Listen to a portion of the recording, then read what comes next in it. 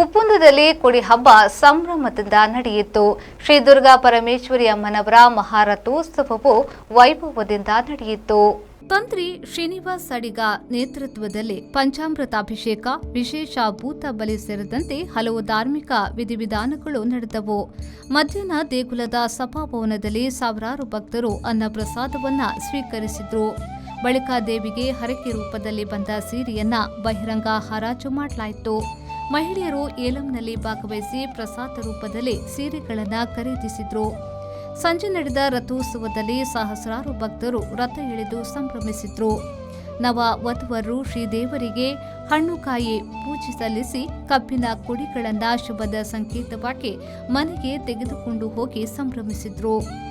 ಈ ಸಾಲಿನ ಅವಿಭಜಿತ ದಕ್ಷಿಣ ಕನ್ನಡ ಜಿಲ್ಲೆಯ ದ್ವಿತೀಯ ಜಾತ್ರೆ ಉಪ್ಪುಂದ ಕೊಡಿ ಹಬ್ಬವಾಗಿದೆ.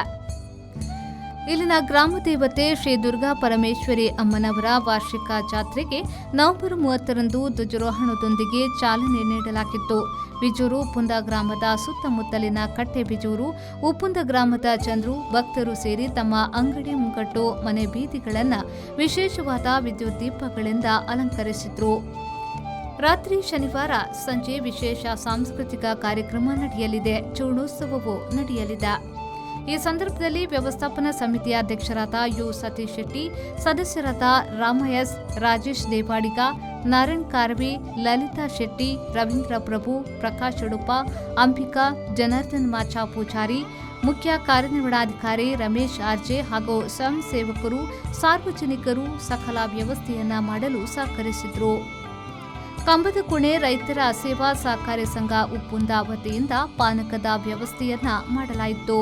ಇಂದು ಉಪ್ಪುಂದ ಜಾತ್ರಾ ಮಹೋತ್ಸವದ ಅಂಗವಾಗಿ ಸಾರ್ವಜನಿಕರು ಹಾಗೂ ಎಲ್ಲ ಇತರ ಇಲಾಖೆಯವರು, ಸಂಘ ಸಂಸ್ಥೆಯವರು ಅತಿ ಹೆಚ್ಚಿನ ಸಂಖ್ಯೆಯಲ್ಲಿ, ಸಾವಿರಾರು ಸಂಖ್ಯೆಯಲ್ಲಿ ಆಗಮಿಸಿದ್ದು ಯಶಸ್ವಿಯಾಗಿ ಕಾರ್ಯಕ್ರಮವನ್ನು ನಿರ್ವಹಿಸುತ್ತಿರುವುದು ಬಹಳ ಸಂತೋಷವಾಗಿರುತ್ತೆ. ಮುಂದಿನ ದಿನಗಳಲ್ಲಿ ಹೀಗೆ ಸಾರ್ವಜನಿಕರು ಹೆಚ್ಚಿನ ಸಂಖ್ಯೆಯಲ್ಲಿ ಜಾತ್ರಾ ಮಹೋತ್ಸವಕ್ಕೆ ಹಾಜರಾಗಬೇಕಾಗಿ ತಮ್ಮಲ್ಲಿ ಸವಿನವಾಗಿ ಪ್ರಾರ್ಥಿಸುತ್ತೇನೆ. ಸರ್ವಮಂಗಳ ಮಾಂಗಲ್ಯ ಶಿವೆ ಸರ್ವಾರ್ಥ ಸಾಧಿಕೆ ಶರಣ್ಯ ತ್ರ್ಯಂಬಕೆ ಗೌರಿ ನಾರಾಯಣಿ ನಮಸ್ತುತೆ. ಶ್ರೀ ದುರ್ಗಾ ಪರಮೇಶ್ವರಿ ದೇವಸ್ಥಾನ ಉಪ್ಪುಂದ ಇದರ ಮನ್ಮಹಾರಥೋತ್ಸವವು ಇಂದು ಬಹಳ ವಿಜೃಂಭಣೆಯಿಂದ ಜರುಗಿರ್ತದೆ. ಹಾಗೆ ಮುಂದೆ ಅಂತ ಹೇಳಿದರೆ ನಾಳೆ ಓಕಳಿ ಉತ್ಸವವು ಅಂದರೆ ಚೂರ್ಣೋತ್ಸವವು, ಮಾರನೇ ದಿವಸ ಅಂದರೆ 7ನೇ ತಾರೀಕು ಧ್ವಜಾವರೋಹಣ ಕೂಡ ಜರುಗಲಿಕ್ಕಿದೆ.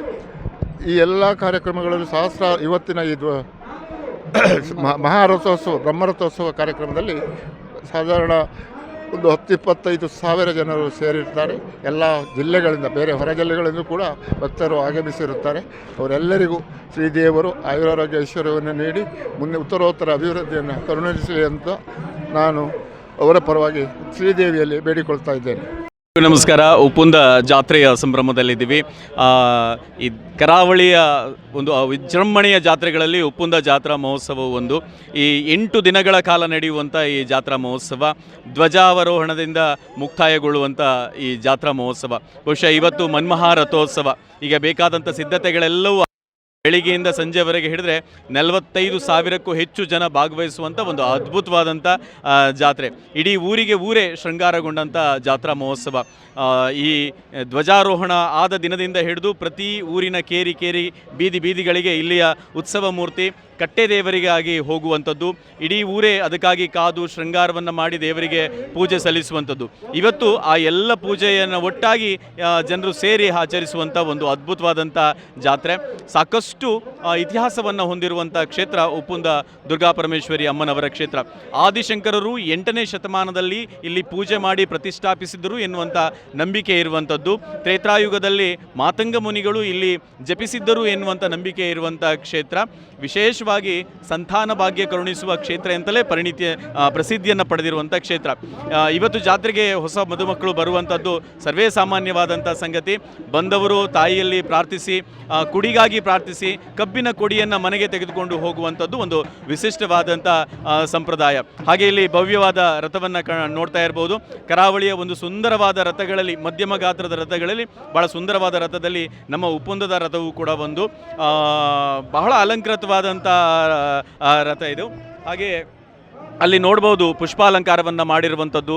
ವಿಶೇಷವಾಗಿ ಈ ಭಾಗದಲ್ಲಿ ಜನರು ಬೆಳೆದಿರುವಂಥ ಹೊಸ ಫಲಗಳನ್ನು ರಥಕ್ಕೆ ಕಟ್ಟಿ ರಥವನ್ನು ಶೃಂಗಾರ ಮಾಡಿರುವಂಥದ್ದು. ಅಲ್ಲಿ ನೋಡುವಂಥ ಅಡಿಕೆ ಅಥವಾ ತೆಂಗು ಇತ್ಯಾದಿ ಬಾಳೆ ಎಲ್ಲವೂ ಕೂಡ ಹೊಸ ಫಲಗಳು. ಅವರ ಮನೆಯಲ್ಲಿ ಬೆಳೆದ ಹೊಸ ಫಲವನ್ನು ರಥಕ್ಕೆ ಕಟ್ಟಿ ರಥವನ್ನು ಶೃಂಗಾರಗೊಳಿಸುವಂಥ ವಿಶಿಷ್ಟವಾದಂಥ ಒಂದು ರಥ. ಹಾಗೆ ರಥದ ಚಕ್ರಕ್ಕೆ ಈ ಮಂಡಕ್ಕಿ, ಕಡಲೆಕಾಳುಗಳು ಇವುಗಳನ್ನೆಲ್ಲ ಹಾಕಿ ತಮ್ಮ ಹರಕೆಯನ್ನು ತೀರಿಸಿಕೊಳ್ಳುವಂಥದ್ದು. ಇದು ಇಂದು ನಿನ್ನೆಯ ಸಂಪ್ರದಾಯ ಅಲ್ಲ, ಸಾವಿರಾರು ವರ್ಷಗಳಿಂದ ನಡೆದುಕೊಂಡು ಬಂದಂಥ ಸಂಪ್ರದಾಯ. ಹಬ್ಬ ಶುರುವಾಗುವಂಥದ್ದೇ, ಹಬ್ಬದ ಕೆಲಸಗಳು ಶುರುವಾಗುವಂಥದ್ದೇ ದೀಪಾವಳಿಯಲ್ಲಿ. ದೀಪಾವಳಿಯ ದೀಪ ನೋಡು, ಮುಂದೆ ಬರುವ ಕೊಡಿ ನೋಡು ಅನ್ನುವಂಥ ಒಂದು ಸಂಪ್ರದಾಯದ ಮೂಲಕ ನಡೆದುಕೊಂಡು ಬಂದಂಥ ಹಬ್ಬ. ಹಾಗೆ ಇದರಲ್ಲಿ ಇನ್ನೂ ಒಂದು ವಿಶೇಷವಾದಂಥದ್ದು ಅವಭೃತ ಸ್ನಾನ ನೀವು ಕೇಳಿರ್ಬೋದು. ಸುಮನಾವತಿ ದಂಡೆಯ ತಡಕ್ಕೆ ಹೋಗಿ ತಾಯಿ ಉತ್ಸವ ಮೂರ್ತಿ ಅವಭೃತ ಸ್ನಾನವನ್ನು ಮಾಡ್ಕೊಂಡು ಬರುವಂಥದ್ದು. ಹಾಗೆ ಎರಡನೇ ದಿನ ಓಕುಳಿ ಹೊಂಡದಲ್ಲಿ ಇಲ್ಲಿಯ ಹಿಂದಿನ ಕಾಲದ ಈ ಜಮೀನ್ದಾರರು ಅಥವಾ ದೇವಸ್ಥಾನದ ಮುಖ್ಯಸ್ಥರ ಒಂದು ಕುಟುಂಬದವರು ಅಲ್ಲಿ